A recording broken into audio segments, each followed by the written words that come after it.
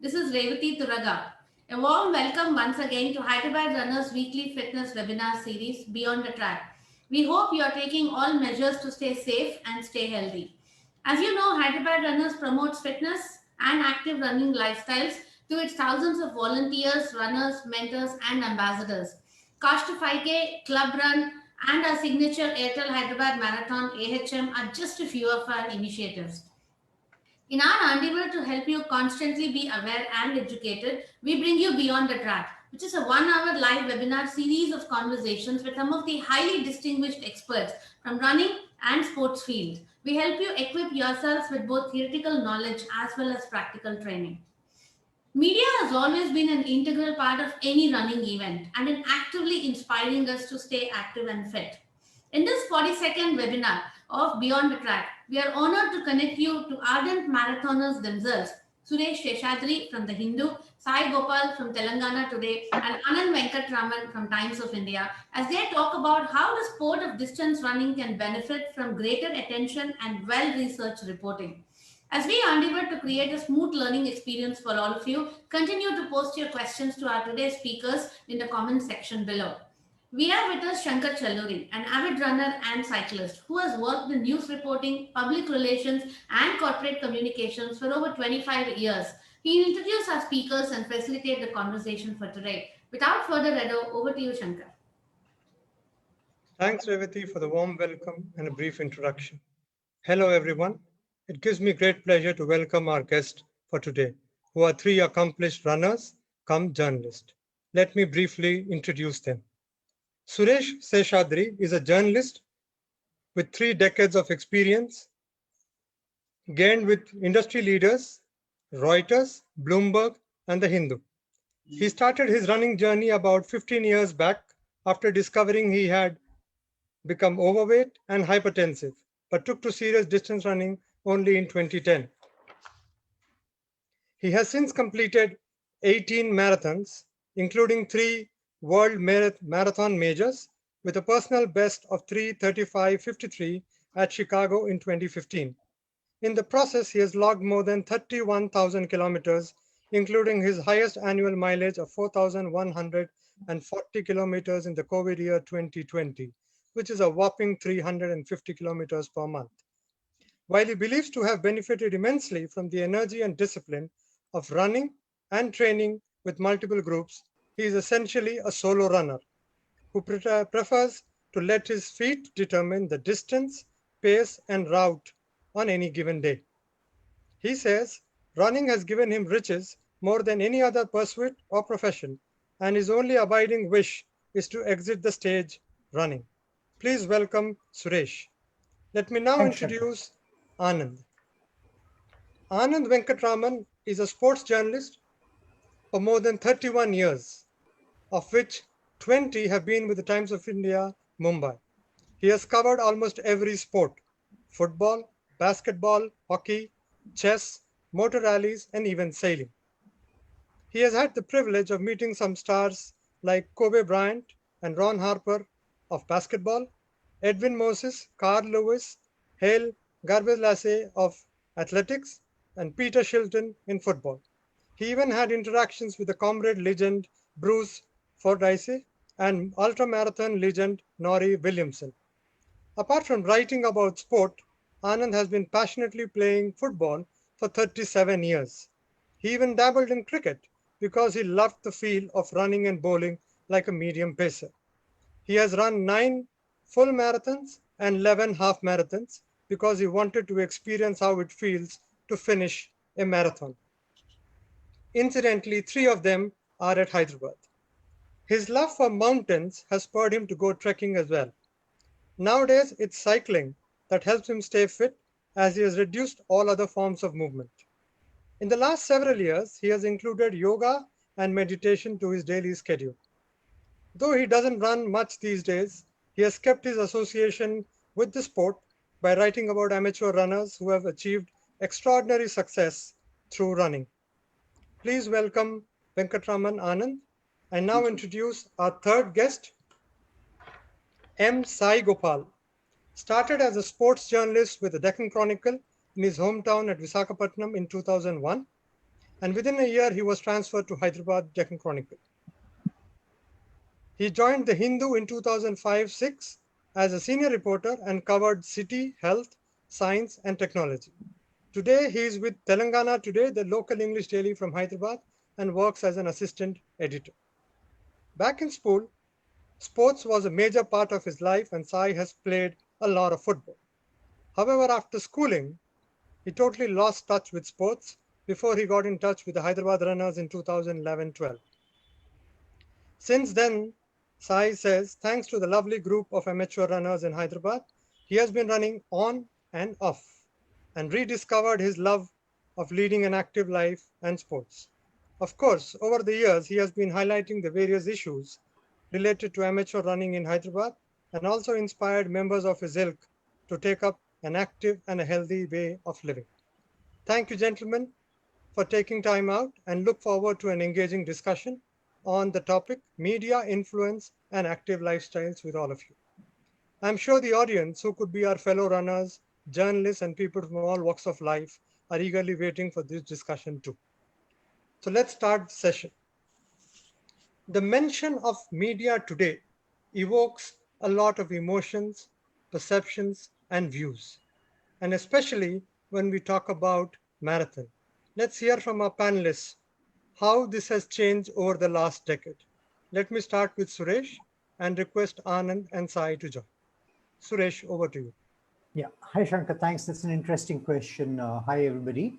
I think what I would sort of start by saying is that the media landscape itself has undergone significant change in the last probably 2 decades, particularly even more sharply in the last decade and a half. And what was essentially once a newspaper industry has now transformed significantly into television, and now digital platforms are there, and of course social media as well.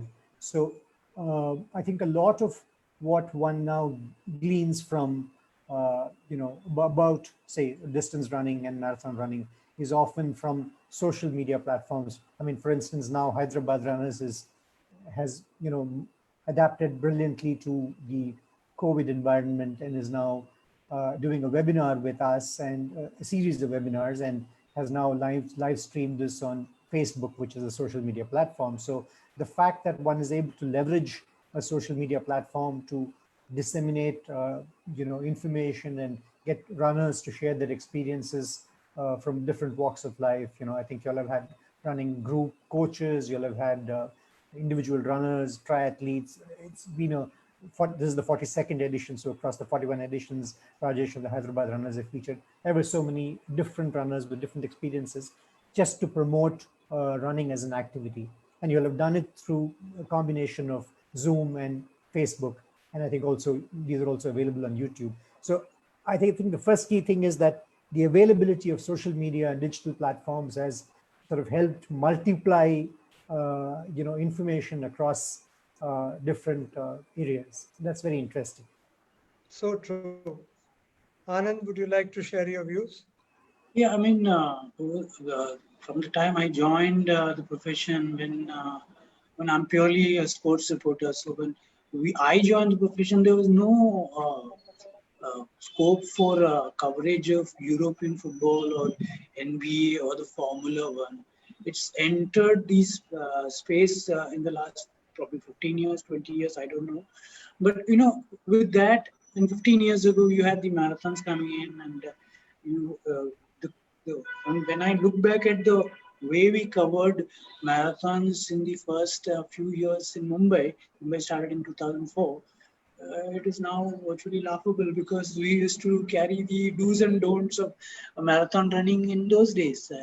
Now, of course, it's slowly moving to a more mature level. Over the years, of course, it'll come to a much better platform and much better reporting and much better stories, I feel. Sai, would you like to add? First of all, I would like to thank the organizers, the Hyderabad Runners, for inviting me and airing my views on these issues. And I would definitely say that media had a huge impact over the years on running, and especially on active lifestyle. When I started running, that was around 2010, 2011. My own colleagues, former and present colleagues, and I never used to connect to them. They used to ask me, why you are running? You can as well walk to achieve fitness. But I used to tell them that when you run, it helps you to grow, and it helps in achieving personal growth and all that stuff. But there was no connection at that time.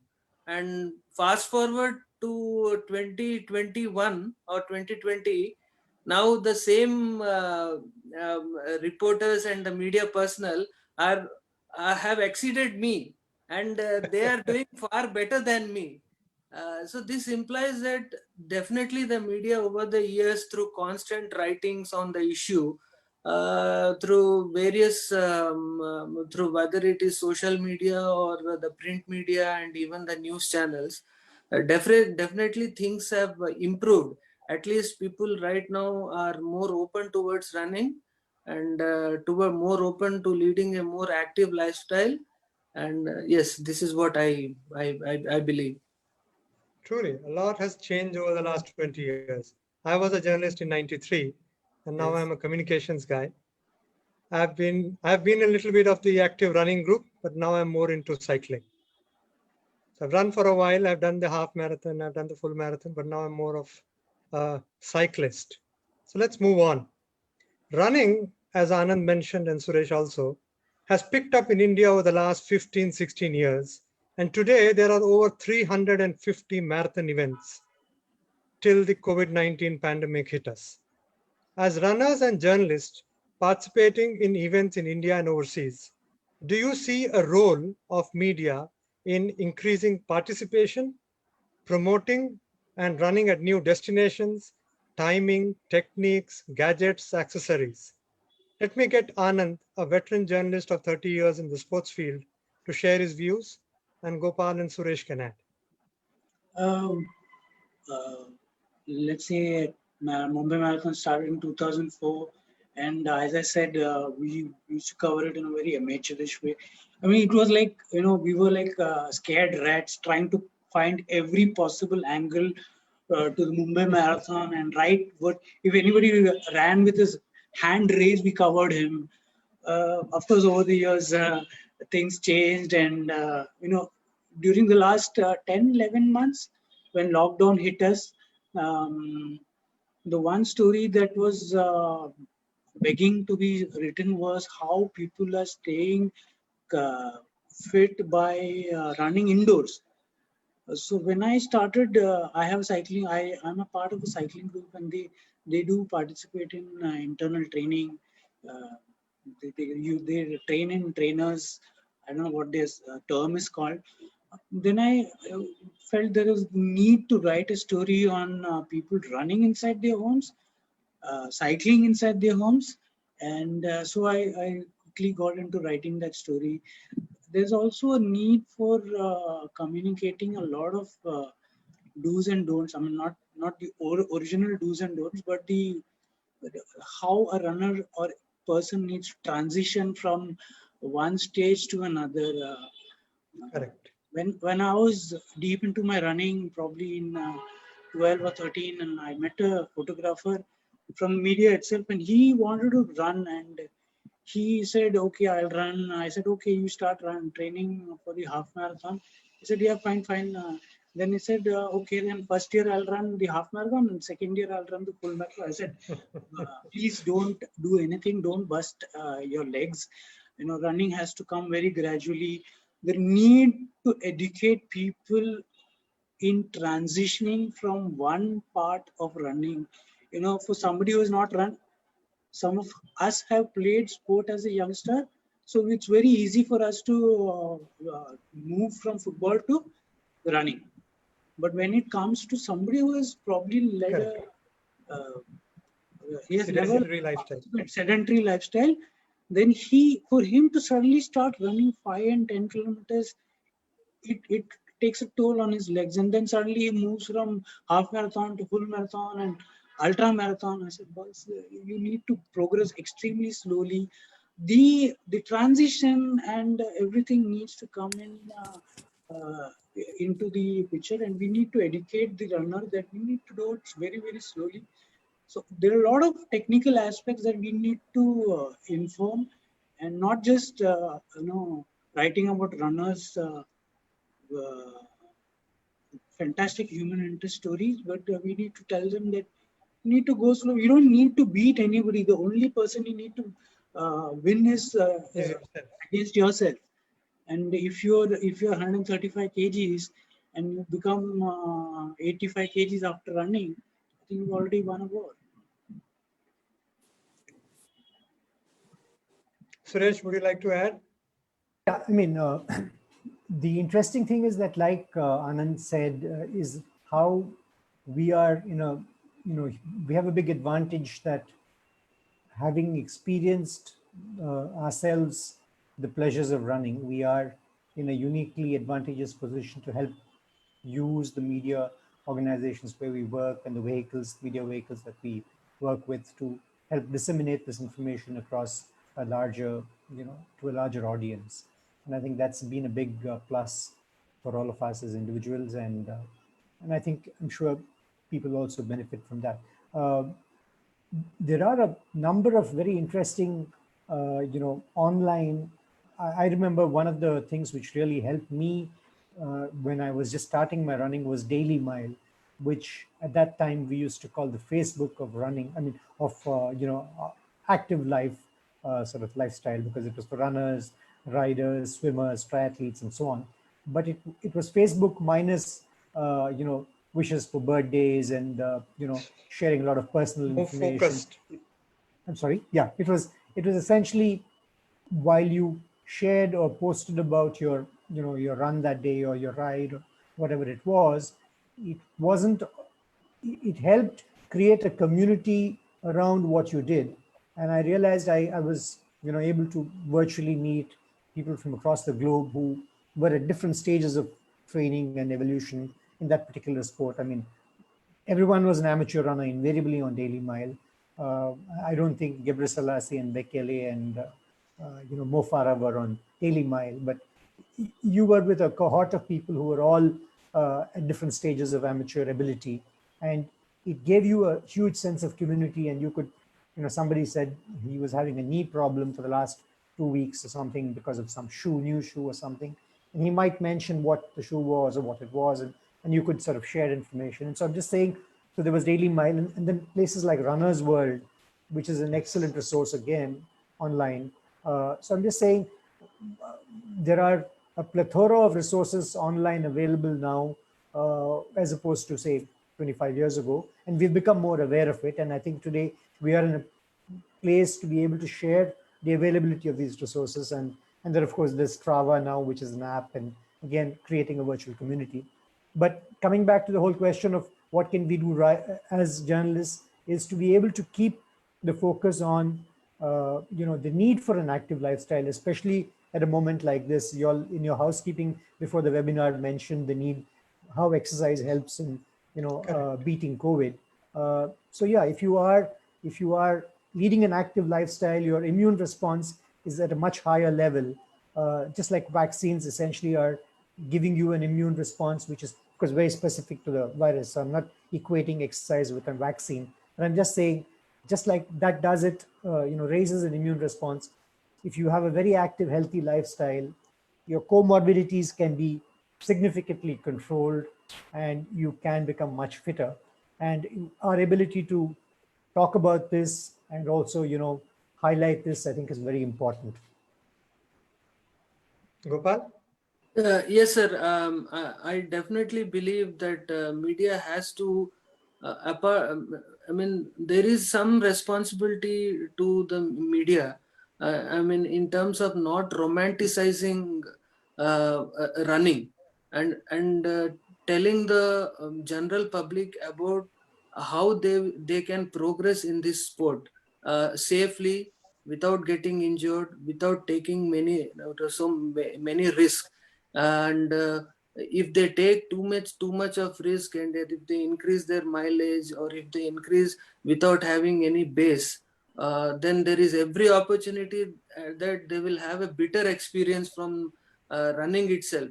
So in that background, media as a reporter, we have been highlighting all these issues on the do's and don'ts of running. As Anand sir said, that there is a need to make them understand about the transition from an entry level runner to the next 10K, to the next, when he has to decide to go for a half, and then whether he's ready to do a full marathon or not. But at this point, there is also, I also feel that NGO, that is organizations like Hyderabad Runners, they too play a very important role in such circumstances, because the media will highlight all these things, but the nitty-gritties of how you have to develop yourself, how you have to transition, or how you have to maintain your body, how you have to physically you have without getting injured, and all these things, to some extent media plays a role.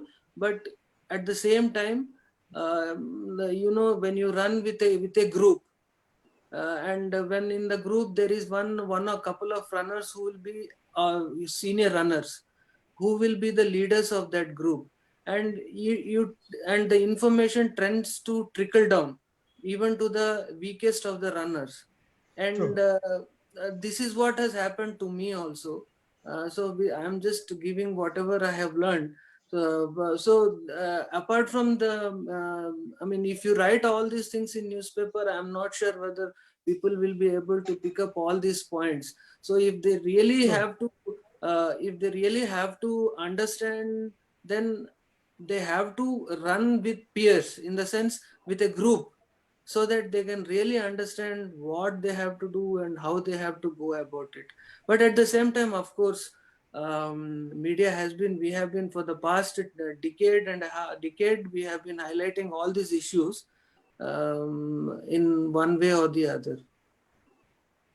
See, the mentorship within running groups or people who run together, like be it offline or online, like Suresh mentioned about the Daily Mile or the Runners Today, or similar such groups where people talk about an issue and there are fellow runners who will come and give you some suggestions. Like he mentioned about somebody having a knee pain, it could be the form, it could be the technique, or it could also be something as basic as a shoe, which he might not know. So some part of it is managed in the media space and some part of it is managed by the mentorship of the running group. But a very interesting point that all of you have raised. Since our topic today is essentially about media influence and active lifestyles, and we are talking about running, there are a lot of misconceptions about running. As Anand mentioned, knees could go bust, there could be muscle injuries, there could be cardiac arrests, and some of these unfortunate incidents that happen during events only further exacerbate the issue around running. Do you believe media can or should play a role in promoting the active lifestyle, be it running, swimming, yoga, cycling, among other sports? Would like to know from Suresh, who has had 15 years of running, of how it has helped him stay fit and healthy, which I believe are two different dimensions of the health of a sport. And also Anand, who is into more of cycling and yoga, and Sai Gopal, who is into the healthy lifestyle. So Suresh, if I start with you, 15 years of running and 31,000 plus kilometers that you have logged. What's your take on having the lifestyle be more active, and how has it helped you remain fit and healthy, especially in the context of when we see about or hear about Kapil Dev and then followed by Saurav Ganguly, such active sportsmen, and both of them had taken ill. And suddenly there's a lot of noise that if such active sportsmen like Ganguly, who has played for 15 years, or Kapil Dev, who has played for more than 15 years, is something wrong? Or are we not looking at the right things within the sport? But Yeah. as a journalist come runner for 15 years, I would like to take your view on Sure. that. That's a very interesting question you asked, Shankar, because essentially an active lifestyle with exercise is something which improves the quality of your life in the years that you live when you are exercising regularly. But none of this is a magic bullet against various conditions that one could develop because of factors from genes to environment to other aspects of our lifestyle. And when I say other aspects of our lifestyle, I might be running whatever volume of kilometers I run every morning.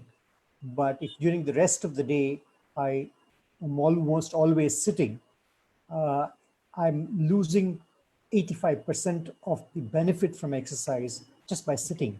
So sitting is now called the new smoking. And people like Virgin Atlantic's Branson, Richard Branson, he has a standing desk. Across in the West, there's a huge movement to include standing desks as part of office furniture. And you have these telescopic collapsible desks where you can stand for a couple of hours and then you can move it down and sit at the same desk. So yes, what I'm trying to say is that having an active, healthy lifestyle is very important. That when you are having that active, healthy lifestyle, your immune response is better. You are better in control of, you don't gain as much weight as if you weren't having an active lifestyle. Your capacity to deal with stress is much better and all of that. So there are huge benefits to be had from exercising regularly, but it's not a magic bullet which is going to prevent you from ever having any heart disease or prevent you from ever having, any of the other conditions which could develop, whether it's cancer or whatever. No one wants to have any of this, but all I'm saying is these are not magic bullets. So if you are someone who has an annual health checkup or a, once in 2 years a checkup, and beyond a certain age, an annual checkup is something which I would think is reasonably warranted. It doesn't need to be a 6,000 rupee checkup just because somebody recommends that, but just a basic visit to a physician and talk to him about how you are overall, and he or she then says probably just a blood work, lipid profile and a few things. I'm just saying basically you can't ignore other aspects of healthy, and then what do you do with your diet, what do you do with sleep? These are all crucial. So to answer as to why Kapil and Ganguly, and these gentlemen played cricket long back and then they gave it up. I don't know after they gave up cricket how back. Kapil of course plays golf, so it involves a lot of walking. And so one of the things about why running / walking / any aerobic cardio exercises as they're called are exceedingly better and relatively have a much better health benefit as opposed to non-aerobic exercises is that the little heart, as it's called, sits in the calf. And when you walk briskly or you run or you cycle, you're working that calf muscle. And what that does is it reduces the pumping load on your heart, which sits high up here in your body.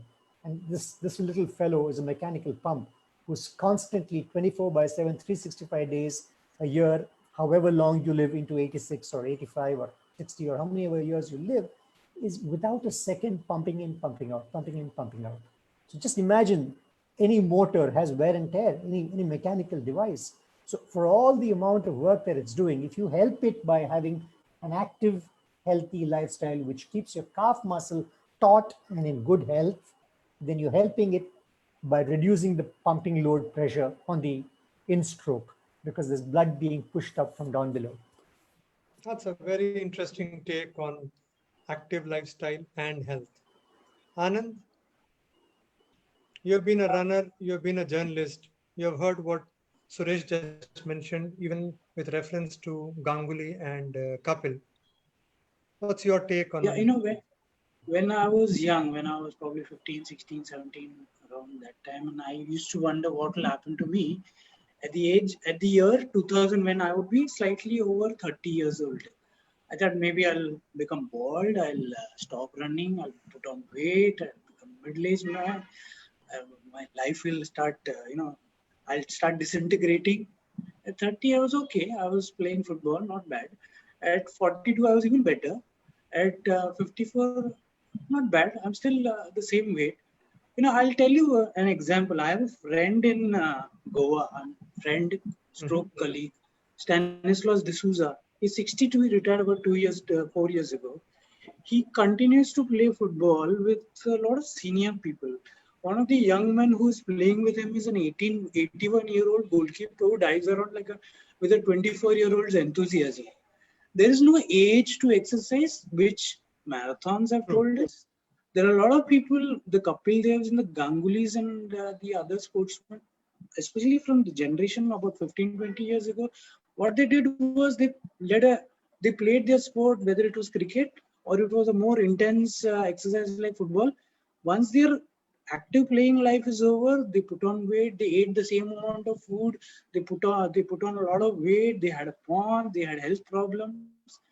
Now, running gives you an opportunity for you to become fitter again. Somebody like the Indian coach Indian cricket coach who won the Help India win the World Cup in 2011.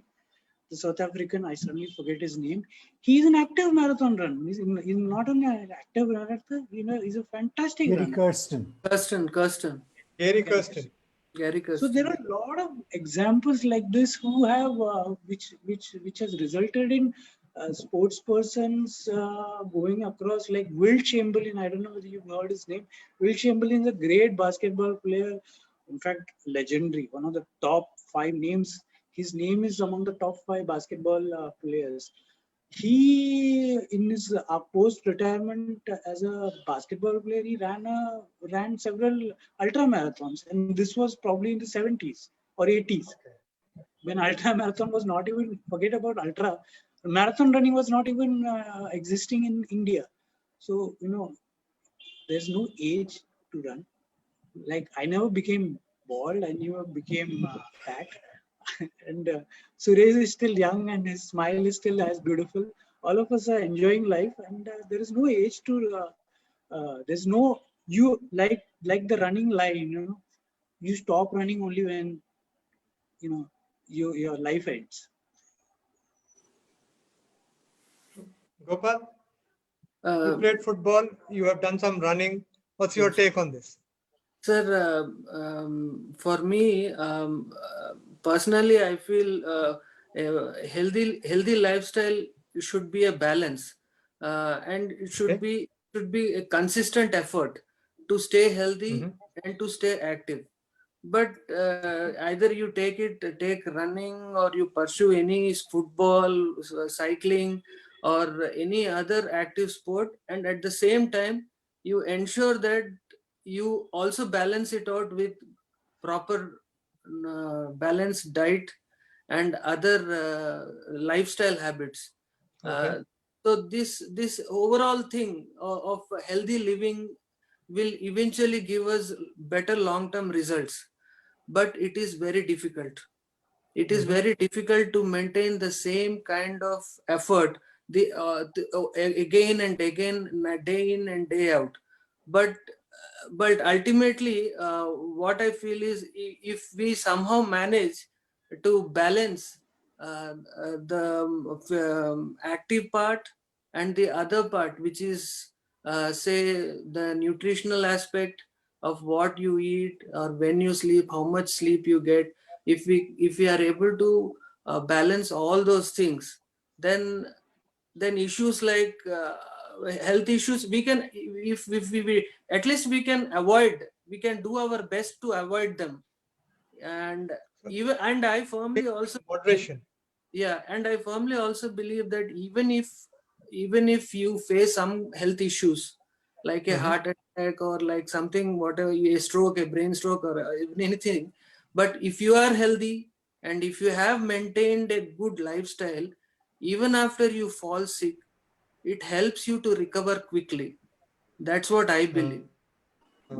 Because of the hard work which you have put in the last few years, it will definitely help you to recover and get back to the active lifestyle faster.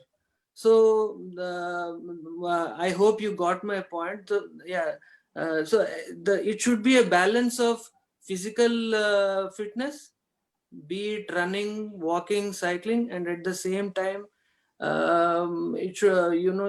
have to balance your nutrition. You have to have a good sleep, and this is what I keep writing through my articles, that you pursue any sports, pursue anything, even walking or even running, cycling, but at the same time there is a need to lead a healthy life, in the sense better nutrition, better the amount of sleep which you have, at least 8 hours or 6 hours or whatever. So yeah, there should be a balance for me, and So diet.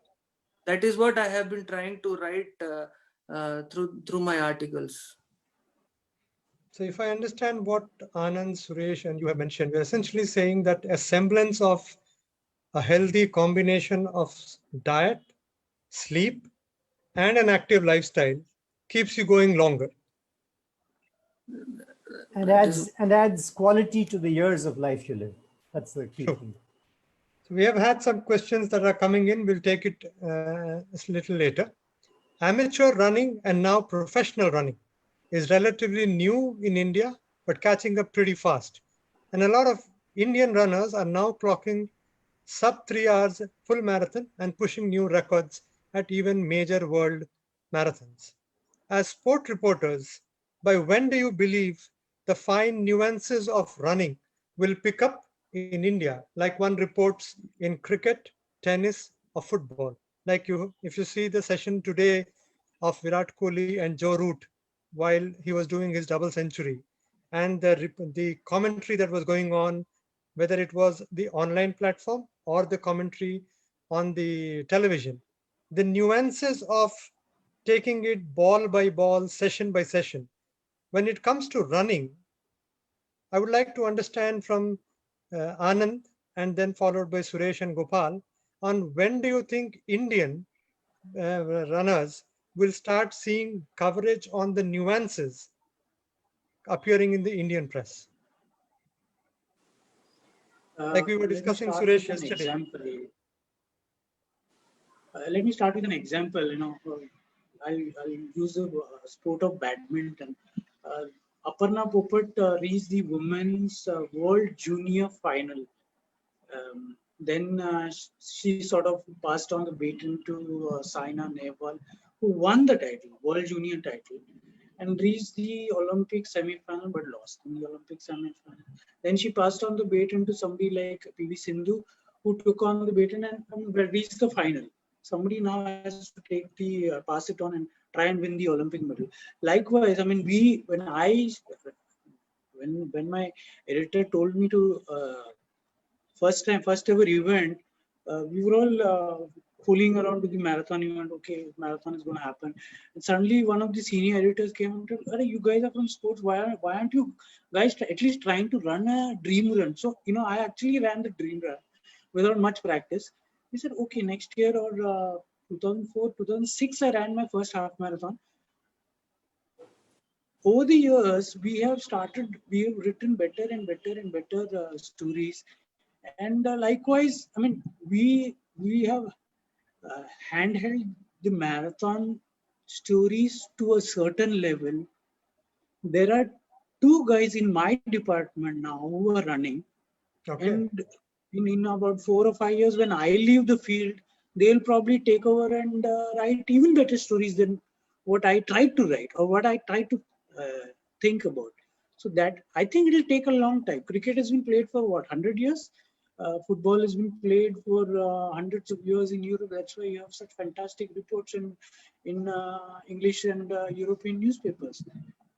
Running is only for 16 years old in India. So I think slowly and surely run better and better stories and better ideas will be shared by the reporters. I'll tell you one thing, that when I ran the marathon, there were 2 other guys from my own department running the marathon. Last year, 2020, there were 7 or 8 reporters who ran the half marathon. It's only going to get better. True. And some of them are going to write better and better stories than what we have done. See, as a reporter, then PR guy, when I was handling the HM, I also was talking about in similar lines as you mentioned. How does it feel to cross the finish line? So in 2016, I started my own running. Mhm. And when I got that half marathon medal, when you enter the stadium, that is something that you can't describe unless you actually run the show. Suresh, you mentioned yesterday about how the finer nuances of running is going to slowly come in as we move more and more into writing about distance running. Your take, please. Yeah, it's interesting that, again, it's a very interesting question. Multiple ways of looking at it, perspectives on this. For one, uh, while now, because of the contemporary generation's knowledge of who are the runners who are doing very well in Gopi Thanakal, for instance, took part in the Rio Olympics and ran a fairly good race. He was expected to do better, but I think, yeah, I mean, obviously, on the given day, a marathon is a unforgiving distance, and on any given day, your performance is a function of multiple factors: weather, hydration, what you do tactically at the race. Do you start off a little faster than was optimal for you and then end up struggling a bit towards the end?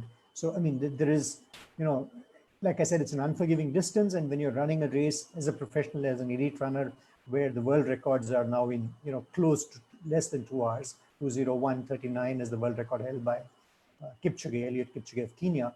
Our runners are still not in a cohort who are anywhere, I think, close to, below 2:10. That's the Indian runners. But there was a time when I'm sure Anand knows, TC Yohanan and Sriram Singh were two excellent runners of, I think, the distance, slightly longer distances. So typically our runners have fared well in, the track running distances. But Sriram Singh, I think, was a distance runner, and so was Yohanan. But Yohanan I'm just was a saying, long jumper. sorry? Yohanan was a long jumper, but Long yeah. sorry, yeah. So yeah, Sriram Singh was a distance runner. Yeah. Okay. I'm just saying that they were in an era when, unfortunately, the media wasn't sort of talking. There weren't enough amateur runners interested. So now there is a huge interest in running, but I think there are two things to this. One, television, which covers cricket and so many other sports in saturation mode, may still not do running in India in saturation mode for a multiplicity of reasons. One is, other than, say, a 10K race, how do you keep viewer interest in a Such long run time. where the fastest runner, the elites, are going to run in about 2 hours 15 minutes or 2 hours 10 minutes? And forget the amateurs. And the amateurs, some of the amateurs who are running very fast times are in the 2:30s and sub 2:30s also. There's Anubhav Karmakar from Bangalore. There are a couple of Bangalore runners with the pacemakers who ran sub 3 recently in the Chennai Marathon and so on. So runners are improving. In the amateur cohort, people are running much faster.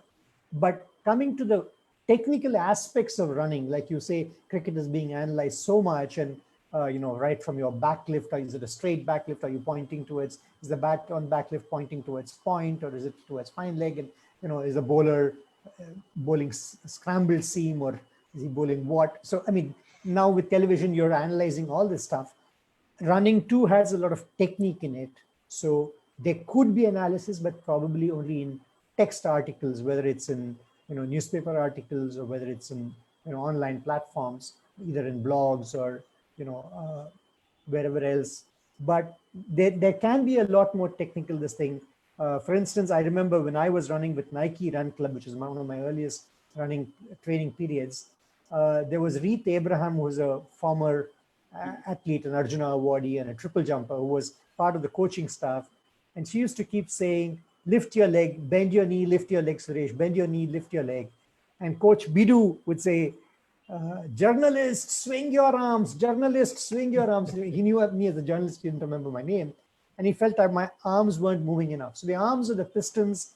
When you run, if your arms, some people tend to keep their arms very stiff Too and run. close. You're not going to be able to generate any pace because your arms are your pistons. If you watch any sprinter, whether it's Usain Bolt or Justin Gatlin or somebody, I mean, when they're doing the 100 meters, their arms are like furiously, powering them away.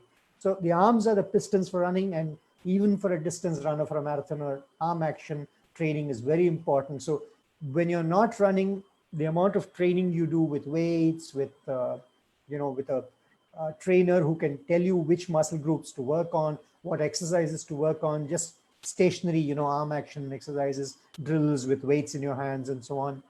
There's a lot of, training and exercise which can go into making you a better runner when you run. But we can write about it. But I think the number of people who would be interested in it would be relatively at this point limited. And so what it tends to be a little bit of a chicken or egg. Am I going to write in order to have a larger readership, or am I going to help generate larger readership by writing something in an interesting, informative way and an educative way as well? True. Gopal? Sir, you spoke about nuances or the technicality in running. So for me personally, on this issue, there are a couple of points. One is basically I am not a sports reporter. Okay. I am basically a general reporter who has been covering health for maybe 18, 19 years. But out of my love for active lifestyle and for running, I started running, and then I started writing about it. So Okay. when you are talking about nuances, it took me a long time to understand. For me personally, I had to understand the nuances, and then perhaps in couple of my articles I have written. The thing is, when you talk about nuances, there is a lot of, there is not much awareness even among journalists who cover sports on the technical aspects of running. When you compare it with other popular sports like cricket or football, Tennis or football. there is a definite need to make them aware about the nuances. Or so it takes time, sir. It definitely takes time. It will, at least we have made a start somewhere. So in the next 4 5 years or 10 years, maybe things will improve. The second point what I wanted to make is, Sure. apart from the nuances, a marathon is a city event. Correct. Even a 10K marathon HM or is a city event. So when I am covering, I am not a sports journalist but a general reporter. But when I am covering it, I will think it in how to include or the community, or the city people, how Sure. to involve the general public in the running, how to involve them with the running, how to make them connect with the running aspect instead of making them understand about the nuances. Because at present, if I tell them about the nuances, there is a chance that they may get bored. So at present, the situation is that for me, most important point is how to involve the community, the general public, the man on the street, who still struggles with connecting to running. And there is a lot more work to do in this aspect, sir. So as one of the questions also that is coming up on my chat box, it was about, with the onslaught of the social media and craze for posting pictures and timing of the runs on the Facebook and Instagram, do you as journalists feel that highlighting the pros and cons and the importance of health and burnout needs a little more attention than all you have already encapsulated? 2, can media and event organizers collaborate to encourage lifestyles but not get carried away and injure oneself? Instead, focus on enjoying your run. Gopal, would you Yeah. like to start? Yeah, that's somebody has written it very well, sir. I have been seeing from past 4 5 years. I've been following social media posts of several Mhm. people. And there is Mhm. let us accept it that there is this thing of showing off the medal, or there is this crazed run to to achieve something and post it immediately in the media. Some people do it very well. They successfully do it. They keep improving themselves over the years, and some people have done very well in achieving the goals very quickly. But in this thing, there will be a lot of people who are misinformed True. and they don't know how to progress. And some people, they will just they will do a 5K run, and in another 2-3 months they will try and make an attempt for a half marathon, or they will try to make an attempt for a brevet. So 200 kilometers brevet or 400 kilometers brevet. So there is a definite need for the media to highlight that it is a cautionary tale, something like a cautionary tale, that um, uh, you have to progress gradually, step True. by step, and for that media has to play a role, definitely. And apart from that, the peers who are involved in the group, the senior runners who are involved in the group, they need to play an important role. Because I've seen a lot of runners, as you just mentioned, like the Hyderabad runners group called Scouts to 5K. And within 6 months, you figure out that this runner who was just doing a couch to 5K, in 6 months, he's doing an ultra. And the 9th month, he has stopped running because he's injured himself so badly that it will take him at least 2-3 years. But the peer pressure of Instagram and Facebook and putting your timing and the pictures has definitely pushed him too far. Suresh, you have been running for 15 years. You have run in India. You have run in world major marathons as well. What's your take on this? Yeah, I mean, Sai Gopal, I think, articulated it very well. The basic thing is that, I mean, there are, very interesting guidelines, like when you're doing training mileage, you do this 5% rule, you don't increase mileage dramatically and so on. But I think burnout is an issue which one has to guard against. And I think while training, a very, very key aspect that you have to always keep in mind is listen to your body. Keep telling yourself, I must listen to my body, because rather than watching your device, and today the Garmins and TomToms and Suntos and what have you, and Apple Watches and all that have come. And so you are able to, even as you run, measure your pace, how many minutes per kilometer or how many minutes per mile. I'm a mile runner, so for me, everything is miles. But yeah, I'm just saying it's important that you don't let the device or the peer group, the fellow runners' pace dictate how you run on any given day. You should learn to listen to your body and, have periods where you pull back on your mileage, rest enough, and be willing to, and remember that you're going to be a runner or an active person for the rest of your life. So it's a question of having goals as well with your running or active lifestyle. If your goal is, I must, achieve X timing in a marathon by within the next 2 years or something, it's one thing. I'm not saying it's not a valid goal, but it has its own pitfalls and it has its own pluses and minuses, just like in everything else. So your goal setting has to be A, realistic, and B, has to be sort of tempered to your lifestyle, what you do for a living, how you train, what you do in terms of sleep and so on. And I think, yes, listening to your body is one of those mantras which which has helped me personally stay relatively, should I say, injury free and trouble free so far. So listen to your body and try and avoid burnout by letting, peer groups or fellow runners or their achievements become more important to you than your own sense of well-being. So you have to remember that you're competing only against yourself, and you want to be a better runner or a better and be an active person, healthy person. And the longer you can be active, you have to remember that this is for life. And so for doing this for life, you have to take it gradually and slowly, rather than say, by tomorrow, I'm going to wake up and do this. Interesting. So we have spent 55 minutes. Now let's take some questions from the audience. The first question is from Amit Sarda. Do we foresee media coverage of more Indian marathons apart from Mumbai and Delhi? I'll add another question similar to that. Can you also discuss about the bad influence of social media on runners? Anand, would you like to take it? Yeah.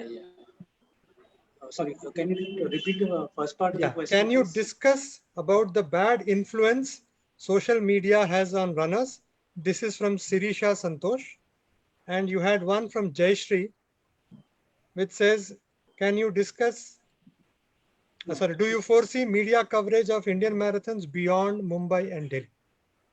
Yeah, I do, because new centers are opening up. Hyderabad is now the inarguably one of the best marathon centers. I mean, sorry, Hyderabad Marathon is inarguably one of the best run events. I'm not saying this because you guys are organizing it or something. Uh, Everybody is trying to become better and better, and every center is being added to the list of uh, uh, marathon centers. So, you could have probably a Rajkot or a Junagadh or whatever center. And then journalists from there will get interested. And then probably they'll say, oh, why not we also run and see what it happens. And the same evolution process that I went through 16 years ago, probably somebody from all these smaller centers will go through. What is the second part of the question? Sorry. There is one Dangers specific of? question to you, Anand. This is from a budding, wanting to be a wannabe sports journalist. Dear Mr. Anand, what would your advice be to someone who wants to be a sports journalist? Should they play any game necessarily to write about a sport? This is Of course. Nagesh. Specific. It always helps to play sport because you tend to understand it much better. I mean, the very simple fact that in Mumbai, we've played with footballers of all our generation who are now retired and probably 40, 50-year-olds. We played exhibition matches. They were obviously far better even when they were retired. So when we played and when they saw us that we had some amount of ability, they understood that, okay, I'm trying to write something which I'm trying to understand what they're trying to do. And you subsequently write a better copy. When I'm interviewing somebody, an athlete, I mean, a runner, then I tell them that, I've also run marathons. Immediately the connect changes. I was speaking to Anjali Sarogi and I was speaking, and after 10 minutes, Anjali, I ran a few marathons. Suddenly the whole conversation went to another level, and she started talking about things which I would easily understand. She's a far better runner than I have ever been. That's a subtle difference that you experience if you played sport. True. One question, I think we are now nearing the end of the time. As a journalist, do you have a story where your piece has inspired someone to take up an active lifestyle? Suresh? Yeah, I think I managed to, I don't know about my, journalism itself having inspired other people to take up an active lifestyle, because my journalism is mostly, what I did before I became a runner was different, but then after I've become a runner, I've mostly been an editor right through my running years. And so I have been largely behind the scenes, and now as a business editor of a newspaper, I don't do much writing about running. I have written about running, yes, but these are not pieces which are necessarily sort of designed to inspire people. I don't know. I guess I have friends who sort of say that, yes, some of the stuff you've written there was earlier when I was part of 12M, I shared the picture of my journey from, before and after, where I was this, 86 kilo guy to, after post running, the before and after photo. And that I think sort of got people to think about much more active lifestyles, but no particular story that I've written which has probably inspired people to take to running. Okay, I think we'll take one last question. The one last question is, again, Anand, you seem to be a pretty popular guy out here. There's an Anand writing to you. How has athletics coverage in media improved over time in India and also around the world? What do you think could be the future? I've been given another 5 minutes by the organizers, so we'll take some more questions after this, Anand. The athletics is all about timing. So the person who knows the timing, the vital knowledge here is to know what is the parameter. Like in Delhi, I think Avinash Sable clocked 60 minutes and some seconds for the Delhi marathon. And immediately, forget about Indian media, immediately Mhm. the world, in YouTube, there was a video that is made of every single marathon. They added Avinash Sable's name into that, saying that, oh, there's an Indian who ran in 60 minutes plus. And that's a huge achievement. And then some Kenyans were writing, oh, Indians can run that fast. I mean, not condescendingly, but very happily they were saying that. The coverage can improve if Pleasantly surprised. yeah, the coverage can improve one by following the sport very closely. If you have interest in, if you become a runner, you connect through all the running events, all the Olympic events from 800 to 10,000 meters, which are on the track. And of course, then you can go on to cover the half marathons and the full marathons. And eventually you can digress to other events like long jump or the field events, and you can look at the records. The records are all important, and I think it will improve. Only thing is mm, Olympic sport, there are a lot of people who write on athletics, and they do a fairly good job. They keep a very good track record. I mean, if you, I am sort of the outsider, but if you tell me something suddenly that certain person clock certain minutes for a certain distance, I'll either be elated or say, okay, this is part of a course or something like that. So that knowledge you need to gain is to uh, how to analyze whether it's a good run or a bad run or an ordinary run. So that knowledge you need to gain is that timing. Once Okay. you once you do that, then I think you can improve, and eventually it will be good. And once Indians start doing well, as I said, Avinash Sable doing well, and the amateurs doing well, I think a lot of coverage will improve. Gopal, there is a question from you to you from Kishore. How do we communicate the idea of a marathon as the celebration of a city better with the regular janta? What should be done by the organizers to have the regular people adapt and adopt themselves to the idea of a city run? Sir, actually, it's a brilliant question, sir. Um, the it happens over a period of time, sir. Connecting the community with an event and making them identify with that event and making it a very prestigious event for them, for the general public. It happens over a period of time, and we are on our way. And definitely in Hyderabad, AHM is a marquee event, and definitely it is the event, running event of the marathon calendar. So, so the consistent advocacy, in the sense, advocacy from the media, various media outlets, and even the organizers in involving the general public, involving families, involving various celebrities from within the city. And there are so many ways to involve the community, but it will happen over a period of time.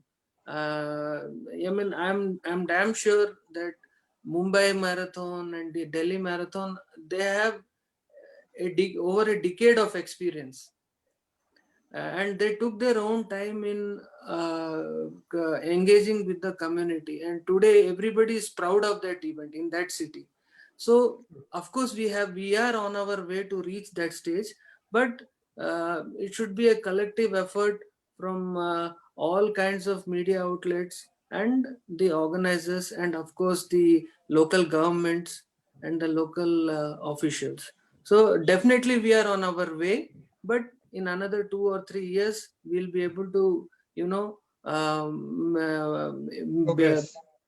progress. Yeah. Suresh, there is a question to you. We spoke about diet, we spoke about sleep, we spoke about active lifestyle and regular checkups of the health. The question here is, are we forgetting mental health, which is such an important aspect of balanced, healthy living? is a question from Jayashree. Good question, Jayashree. Mental health is something which does need a lot of focus in our society. Unfortunately, our ability to deal with issues of mental health hasn't been great in the past and probably even today. We don't acknowledge, I think it's to do with a large population, it's to do with the socio-cultural milieu in which sort of pervades our society. Somebody who is not normative isn't easily sort of, we struggle to accept non-normative behavior even in a household.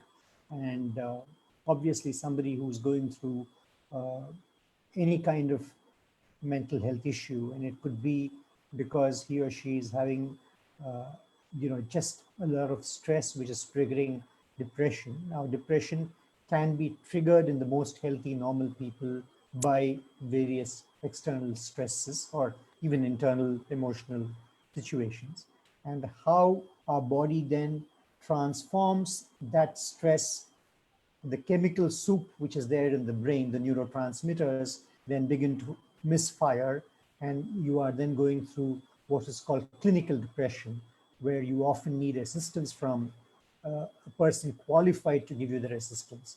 It's one thing to get help from peers and relatives and family, but you might also need professional support, either from a qualified clinical psychologist or a psychiatrist who may need to even put you sometimes on medication to help restore that imbalance in your neurotransmitters and in the brain.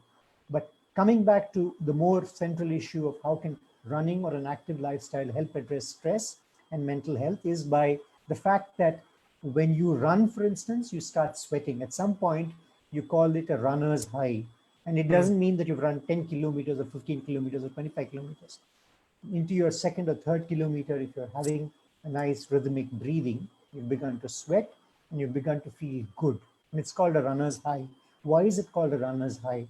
Because there's something called endorphins, which are again neurotransmitters, which are exactly those neurotransmitters which are secreted in your brain when you're feeling happy about something else, like having had a very pleasant experience outdoors with your family, going out somewhere, or you've met a friend after a very long time, you met a relative you haven't seen for 20 years. So just that feeling of happiness triggers a sense of well-being, and you're feeling good.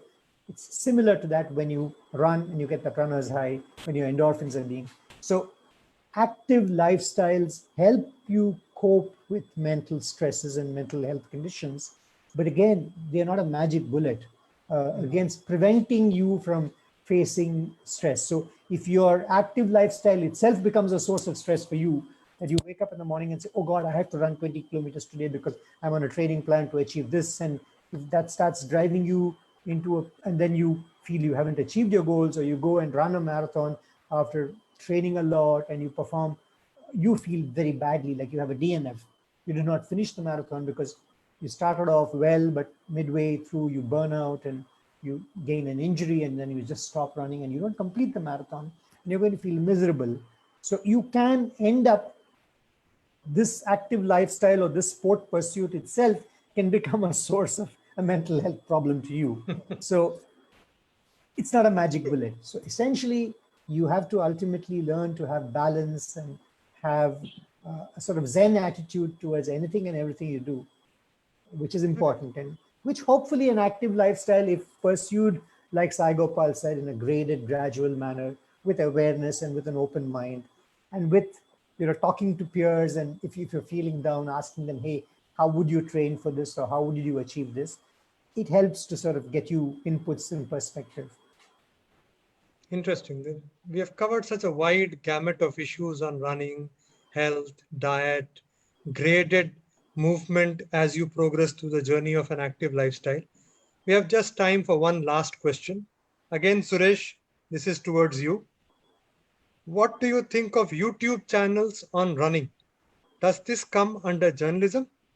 A channel like the Total Running Productions, is this the new kind of journalism for sport? So I will take Suresh and then I will take Anand also to comment. Well, to be honest, I haven't seen what Total Running Productions is about on YouTube, but YouTube does have a lot of very good content, in the sense that supposing, you want to just say, somebody says, how can I, running stretches, three essential stretches, pre-run warm-up stretches. So if I just do that on YouTube and search, and it throws up a whole host of very good, these are all good runners, often in the West, who are, male, female, who are giving you training tips on what might be the three best warm-up stretches, which you could sort of do. And they give it to you with, explaining to you how you do that stretch or why you do that stretch. So it's got a lot of very good content, but having the ability to discern between good, valuable content and something which may be very marginal, it's not necessarily always easy. So it's a bit of a roll of the dice. But as to whether YouTube is going to be the future of journalism when it comes to running, I really don't know. Anand may have a view on that. Anand, 30 years of reporting. I think, what's your take? no, Is I YouTube think when the I next mentioned Android journalist? when I mentioned Avinash, I said when I mentioned Avinash Sable's name, I think it was in Total Running that I saw a video of the entire Delhi marathon. But they presented in a very nice way. That's a 10-minute video, and they say how the race unfolded, and then they added as a Avinash Sable's angle to it. I have seen a lot of YouTube videos on running. I have seen a lot of athletic events on running on YouTube. I don't know whether it should be called journalism or not, but it has always helped me. And if it helps me, then I think it's doing a good job. So I have no issues with watching it. I don't know what label you can probably give, whatever label you want to give it. But yeah, it's fantastic. I keep watching every now and then when I feel very bad about it. I watch a video of Moses Mozop running.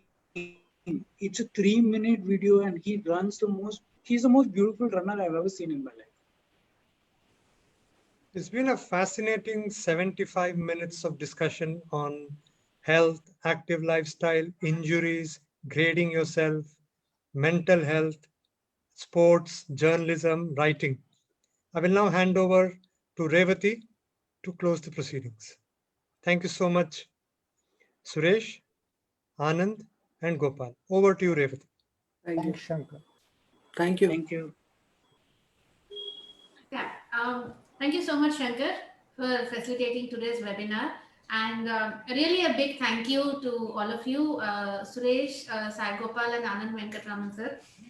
Evenings, I know, are very, very, very critical when it comes down to journalism, and for you to take this time out on, weekend evening and actually give us 2 hours of your time, right? I know is a lot, and thanks so much about that.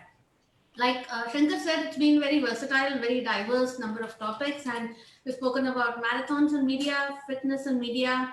I think a lot of thoughts on how media can promote health, can promote running, fitness, and not only that, also inspire more amateur runners with more stories that are actually available out over there. It was interesting to see how we could dispense the myths and a lot of misconceptions, right, about long distance running, and about how maybe together we can enable more amateur runners progress from smaller distances to larger distances. The role of media in journalism for runners, and maybe vice versa, what runners and event organizers can do to support sports journalists to create a very symbiotic relationship. But this is something that I'm sure all of us will take away to a certain extent. It is interesting to hear your perspective, the challenges that you face in covering events and running and other sports, etc. Also, your experiences between marathon events and other sports, the interest, and over the years with you yourselves being someone that's able to do running as well as covering running. I'm a counseling psychologist myself, and Suresh sir, it was lovely really hearing you talk about the neurotransmitters and what clinical depression and all of that mean, because I think a lot of times mental thoughts are just taken as, hey, you know what, you can do it, I can do it, and that's all it is about. So to actually look at it as beyond that, as a science and something that we need to pick up and actually run with, I think that's a very powerful thought, especially in a world where I usually say motivation and foolishness are taken together quite a lot of times. And in fact, one of our runners has this comment on the Facebook page that maybe we should Hyderabad Runners contributes a weekly column, right? So that there is an awareness level that together media and the entity of Hyderabad Runners can promote.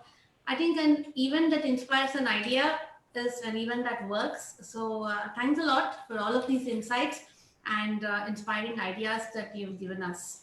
Thank you for taking the time out, like I mentioned. And definitely huge thanks to our audience for choosing to spend your time with us today. As you know, as usual, the recording of this event will be available on the Hyderabad Runners Facebook page as well as on our AHM YouTube page. Please come back, watch again, share it on your social media profiles, and also to other people who can benefit and who can learn from this. Before we wind up, we'll continue to request all members to take all precautions and be safe and healthy, considering the number of cases and how things are out over there. As you know, we are back on the road too. Hyderabad Runners is getting back on the road too with Club Run on 28th of Feb. And we wish to continue that you would keep taking care of all precautions while running with us. We'll be back next Saturday at the same time, again with another expert and yet another interesting topic for you. See you then. Until then, this is Revati Turaga from Hyderabad Runners signing off. Stay safe and stay healthy. Bye.